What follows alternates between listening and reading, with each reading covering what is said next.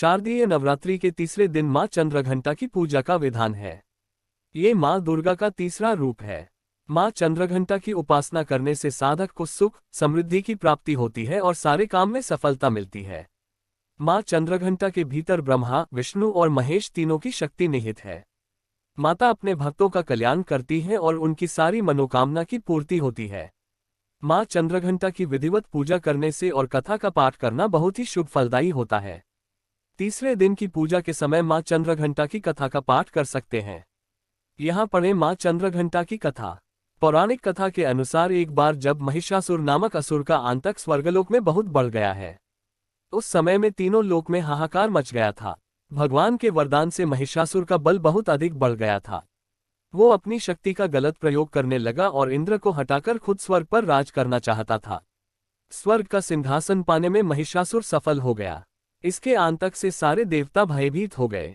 महिषासुर के आतंक से परेशान होकर देवता ब्रह्मा जी के पास गए और उनसे सहायता मांगी। उस समय ब्रह्मा जी बोले कि अभी महिषासुर को हरा मुश्किल है। इसके लिए आपको महादेव की शरण में जाने पड़ेगा।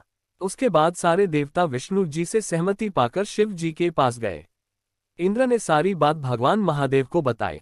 महादेव क्रोधित होकर बोले महिषासुर अपने बल का गलत प्रयोग कर रहा है, इसके लिए उसे दंड देना ही होगा। उस समय भगवान विष्णु और ब्रह्मा जी भी क्रोधित हो उठे और उनके क्रोध से एक ऊर्जा प्रकट हुई। ये तेज उनके मुख से प्रकट हुआ।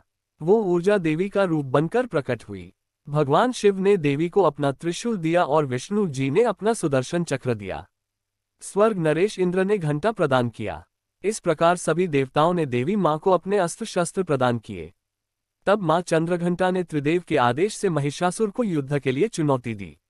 शास्त्रों में निहित है कि कालांतर में मां चंद्रघंटा और महिषासुर के मध्य भीषण युद्ध हुआ था। इस युद्ध में महिषासुर मां के सामने टिक ना सका और उसका वध करके मां ने तीनों लोक को उसके आतंक से मुक्त किया। तीनों लोकों में मां के जयकारे गूंजने लगे।